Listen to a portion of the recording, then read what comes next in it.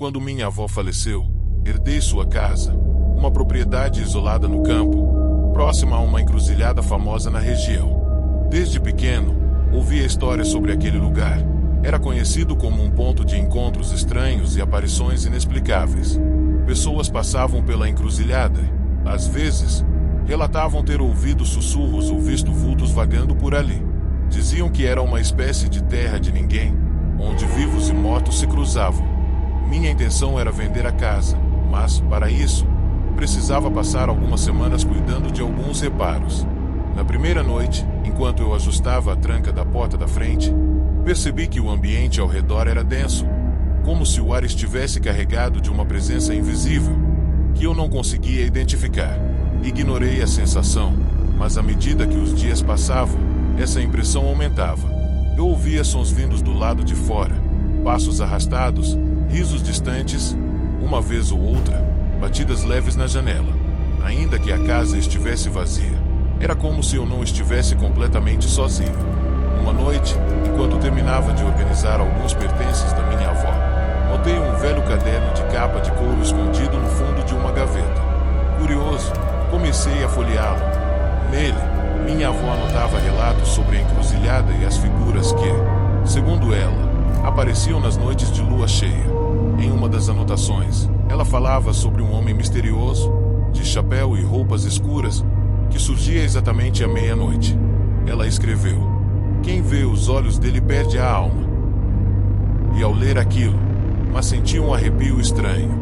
Mais tarde, naquela mesma noite, um som metálico vindo do lado de fora me despertou. Quando olhei pela janela, vi uma figura alta e encurvada, parada bem no centro da encruzilhada.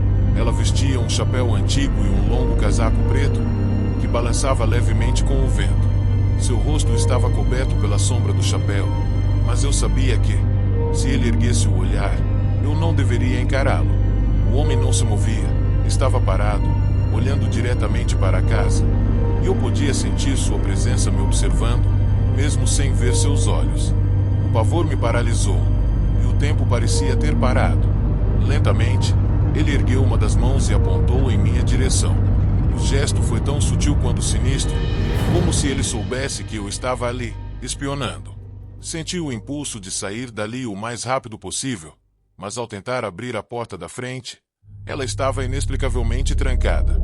Meus dedos tremiam enquanto eu tentava girar a chave, mas era como se a própria casa estivesse tentando me manter lá dentro, forçando-me a encarar o visitante da encruzilhada. De repente, ouvi um sussurro vindo do andar de cima, uma voz trêmula e abafada, que dizia apenas: "Não olhe." Naquele momento, todos os sons desapareceram. Não havia mais passos, não havia mais vento, nem sequer o ruído do meu próprio coração.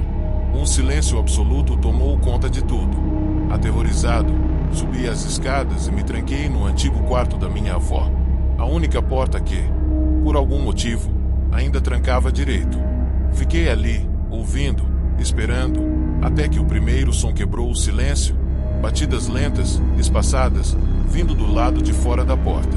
A voz sussurrante retornou, dessa vez ainda mais próxima, murmurando novamente: "Não olhe." Na manhã seguinte, quando finalmente tive coragem de abrir a porta, encontrei a casa em total desordem. Papéis, livros e móveis estavam espalhados, como se uma força invisível tivesse atravessado cada cômodo. Não tive dúvidas, era hora de sair dali para sempre. Arrumei minhas coisas, saí da casa e nunca mais retornei. Anos depois, soube que a casa havia sido vendida para uma nova família. Contudo, depois de algumas semanas, eles a abandonaram às pressas, sem nunca dizer o motivo. E até hoje, quem passa pela encruzilhada à noite diz que vê um vulto parado, de chapéu e olhar sombrio, observando atentamente quem ousa encará-lo. Eu sempre fui fascinado por antiguidades. Adoro visitar feiras e mercados de peças antigas, procurando por relíquias perdidas no tempo. Durante uma visita a uma feira em uma cidadezinha no interior, encontrei um vendedor que exibia pinturas envelhecidas, que ele afirmava terem sido recuperadas de uma mansão abandonada no alto de uma colina. Uma das pinturas chamou minha atenção imediatamente. Era o retrato de uma mulher com um vestido escuro, seu rosto levemente coberto por um véu. Seus olhos, embora visíveis, Tinha um brilho estranho, um olhar quase hipnótico, como se ela estivesse prestes a dizer algo. Perguntei ao vendedor sobre a origem da obra, mas ele se limitou a dizer que poucos tinham coragem de mantê-la por perto. Ignorando o comentário, fiz a compra, entusiasmado com o mistério da pintura.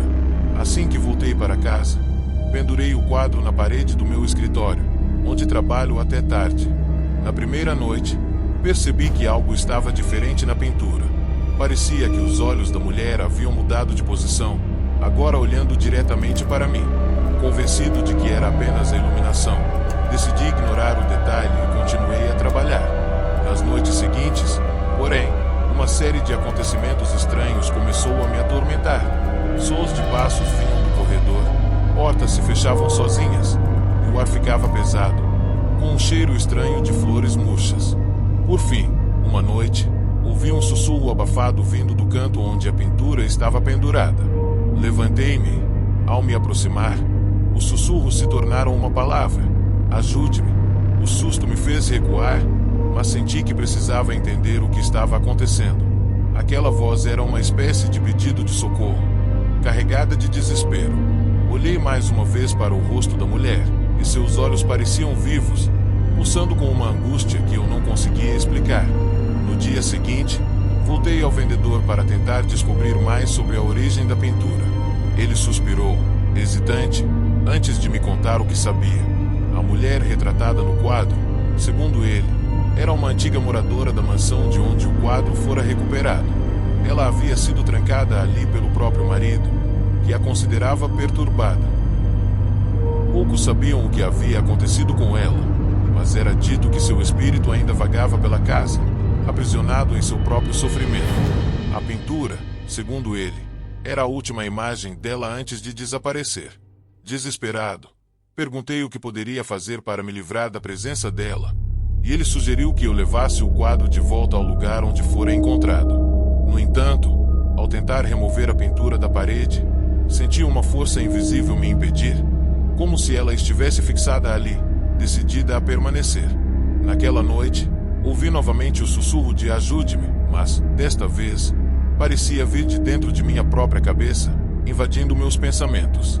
Vi, então, uma imagem em minha mente, uma chave enferrujada, uma porta escura e a sensação sufocante de claustrofobia. A cada noite, os sussurros se tornavam mais insistentes, mais intensos. Minha própria sanidade parecia se despedaçar, e a mulher no quadro agora parecia cada vez mais próxima, seu rosto cada vez mais claro, os olhos mais perturbadores, como se ela estivesse quase rompendo a barreira que a mantinha presa na pintura.